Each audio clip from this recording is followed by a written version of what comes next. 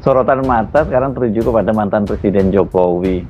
Ya, siapa lagi gitu yang bisa cawe-cawe dalam soal ini? Dia ini di atas Panglima TNI kan presiden, ya, atau setidaknya mantan presiden gitu, yang ini adalah bosnya dari Panglima TNI saat ini juga gitu. Jadi ini itu terkesan sekali Panglima TNI terjepit di antara kepentingan Jokowi dan Prabowo. Dan saya pikir inilah yang sebenarnya sejak awal diingatkan oleh Pak SBY bahwa jangan sampai ada matahari kembar. Nah itu. Nah, Presiden Prabowo, saya heran mengapa tidak bisa tegas, lugas, dan tuntas tiap kali melihat manuver politik bekas Presiden Jokowi yang tidak berhenti berpretensi masih jadi presiden.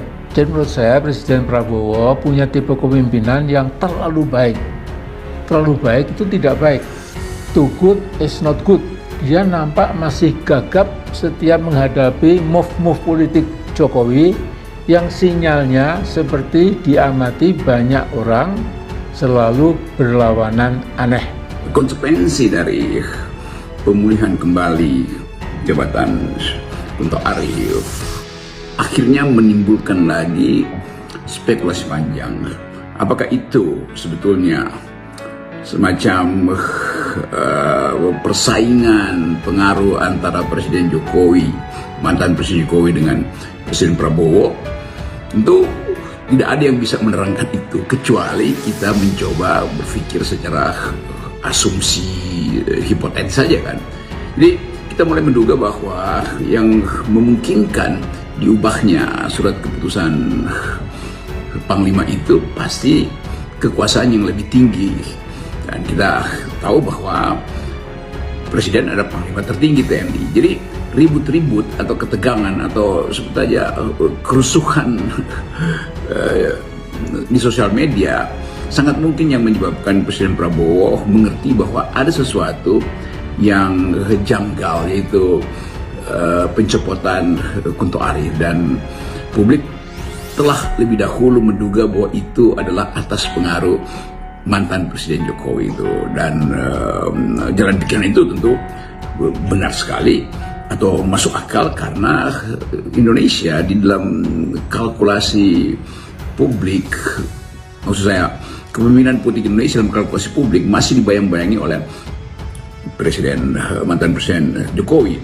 Panglima TNI Agus Subianto memutasi legend Kunto Arif Wibowo dari posisinya sebagai Pangkogap Wilhan I yang baru dijalani 4 bulan.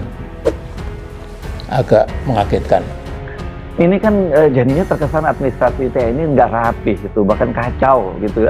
Ada perwira TNI Angkatan Laut yang kemudian dia di situ ditugaskan untuk menjelang masa pensiunnya di Mabes TNI Angkatan Darat ya.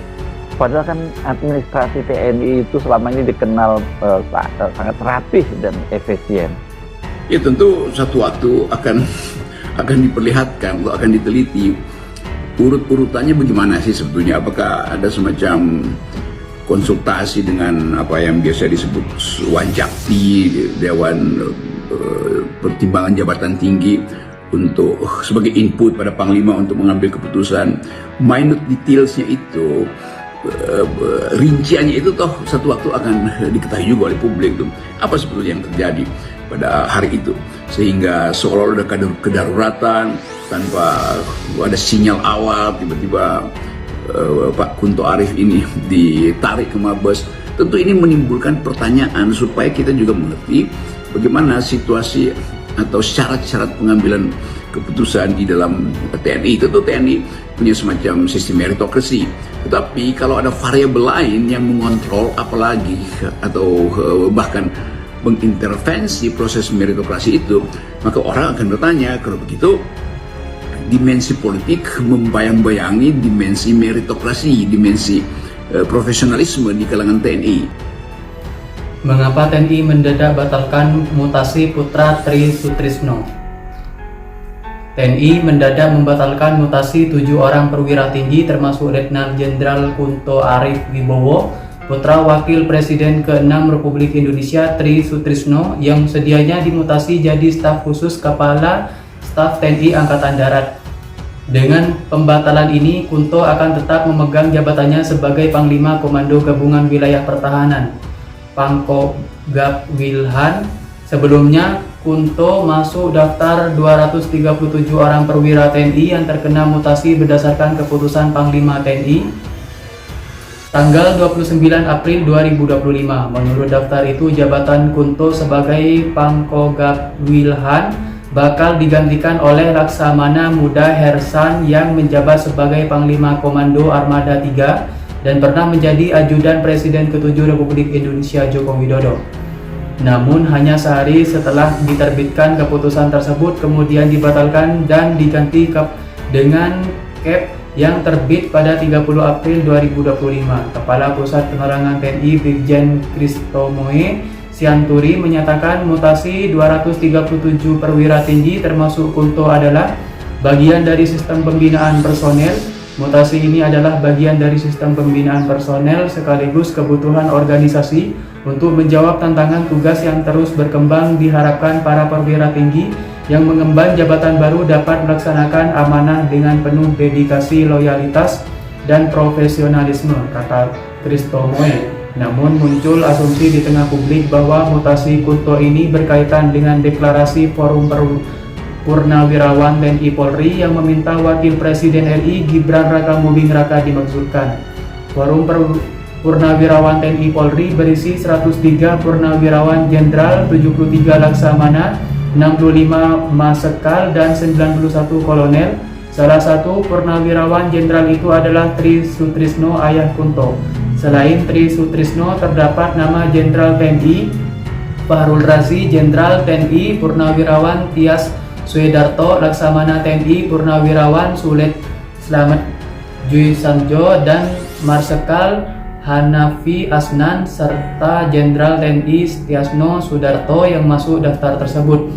Deklarasi Forum Purnawirawan TNI Polri berisi 8 poin yang antara lain mencakup penolakan terhadap kebijakan pemerintah terkait pembangunan ibu kota negara atau IKN, negara kerja asing, dan usulan reshuffle terhadap menteri-menteri yang diduga terlibat dalam korupsi.